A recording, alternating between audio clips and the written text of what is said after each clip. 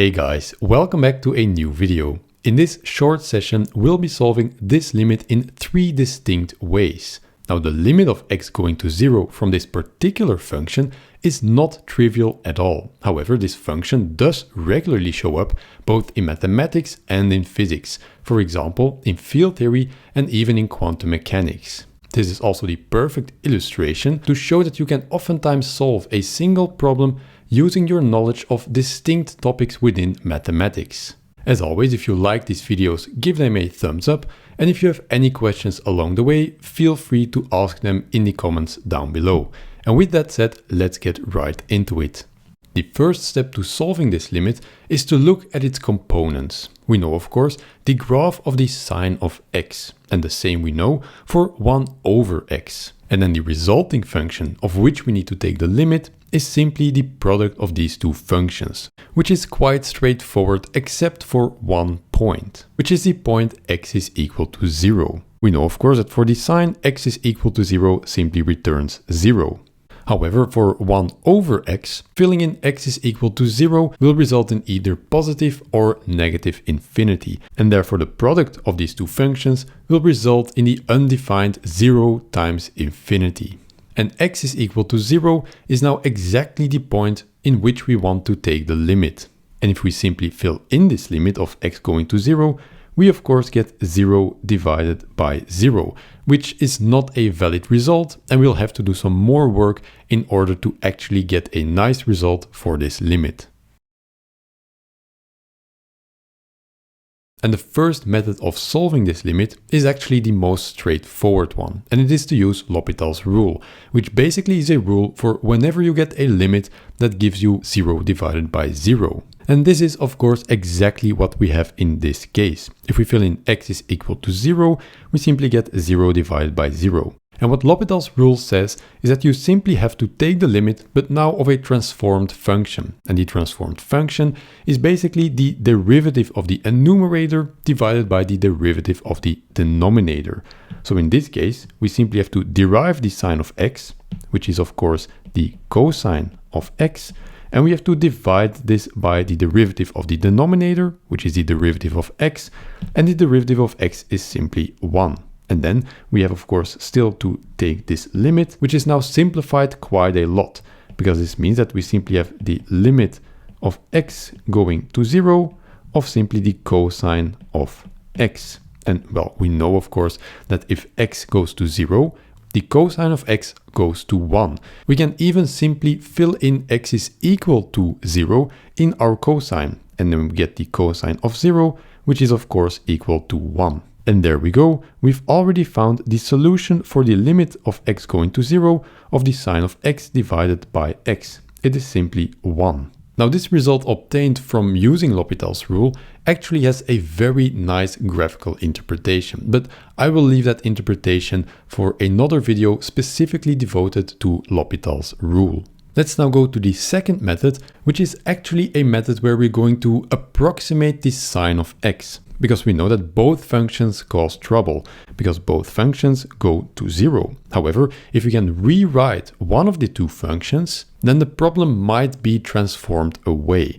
And since the function x is, well, one of the most basic functions you can think of, let's focus on the enumerator here, the sine of x, and try to rewrite it. Or in other words, let's try to approximate it. So what do we exactly know?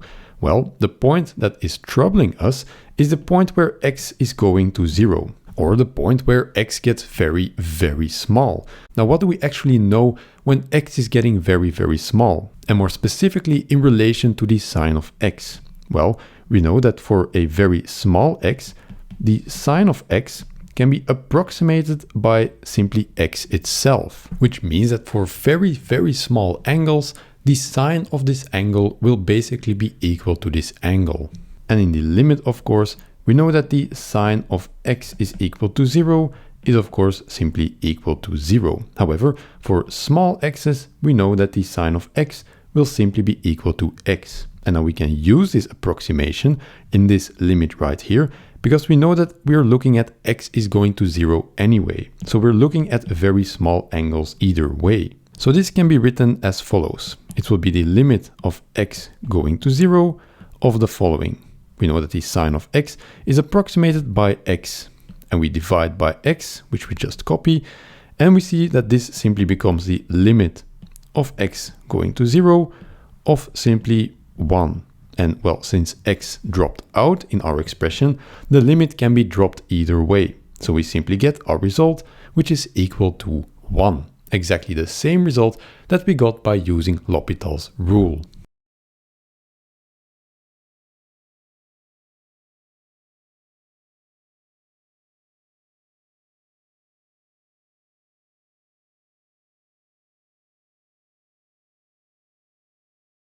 In the third and final method to solving this limit, we are again going to rewrite the sine of x such that our point of trouble, when x goes to 0, is transformed away or rewritten away. And the way in which we will rewrite the sine of x in this case is to use its Taylor expansion. So in a sense, this is less of an approximation, as was the case in the previous method, but more of a rigorous rewriting of the sine of x. Now we know that the Taylor expansion of the sine of x is equal to the sum of n is equal to 0 all the way to infinity of minus 1 to the power of n multiplied by x to the power of 2n plus 1 divided by 2n plus 1 factorial. Now this might seem like a very overwhelming and complex way to write the sine of x. However, if we simply rewrite it again, expanding this sigma symbol or this summation, we get x minus x to the power of 3 divided by 3 factorial plus x to the power of 5 divided by 5 factorial minus x to the power of 7 divided by 7 factorial plus x to the power of 9 divided by 9 factorial minus and so on. So basically alternating signs between minus and plus signs and only keeping the odd powers. Alright, so now that we have this expansion or this alternative form of the sine of x, we can fill it in our limit and see what we get, if we even made any progress in solving the problem, because at this point it seems that we only complicated things. So we get the limit of x going to 0 of the following function. We have 1 over x, which is the denominator, which we simply copy, where we multiply this with the sine of x, but now we fill in the summation or the Taylor expansion for the sine of x. So we multiply this with x minus x to the power of 3 divided by 3 factorial plus x to the power of 5 divided by 5 factorial minus x to the power of 7 divided by 7 factorial plus and so on and so on. And we nicely close all of our brackets. At this point, we will simply multiply each of these terms with the 1 over x in front of it. And we will see what we will get from that. So we get that this is equal to, again, simply copying the limit of x going to 0 of the following. 1 over x multiplied by x is simply 1 because the x cancels. 1 over x multiplied by minus x to the power of 3 divided by 3 factorial is of course minus x to the power of 2 divided by 3 factorial. And we see that for each term with which we multiply this 1 over x, simply the power of this x drops by 1, and the rest can simply be copied. So our next term would be x to the power of 4 divided by 5 factorial minus x to the power of 6 divided by 7 factorial plus and so on and so on. So what have we actually achieved here? Well, we know that taking the limit of a sum of different functions or different terms is the same as the sum of the limit of all of these terms separately. Or in other words, taking the limit is a linear operation. So let's now do this and take the limit of each of these terms separately, namely the limit of x going to 0, and see what we get. Well, for the first term, we simply get 1, because the limit of x going to 0 from 1 is of course simply 1, since there is no x present. Then we subtract from this the limit of x squared divided by 3 factorial when x goes to 0. But if x goes to 0, x squared also goes to 0. So we simply have minus 0. The same is true for the third term. We see that if x goes to 0, then x to the power of 4 also goes to 0. So we add to this 0. And of course, this will always be the case for any of these subsequent terms, because the only x that appears will be in the enumerator with different powers.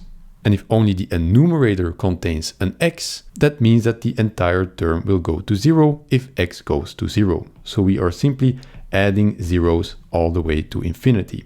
And the only thing that remains is of course this simple one, which is the answer to our question, which we now obtained in 3 different ways. And this brings us now to the end of this short video, and I hope that you now know what the solution of this limit is. However, what's more important is that you've learned that there are problems in mathematics that can be approached from a wide variety of angles, and that they will all give the same result. If you like this video, give it a thumbs up. If you want to see more, consider subscribing. And with that, I thank you for watching, and I will see you in the next one. Bye.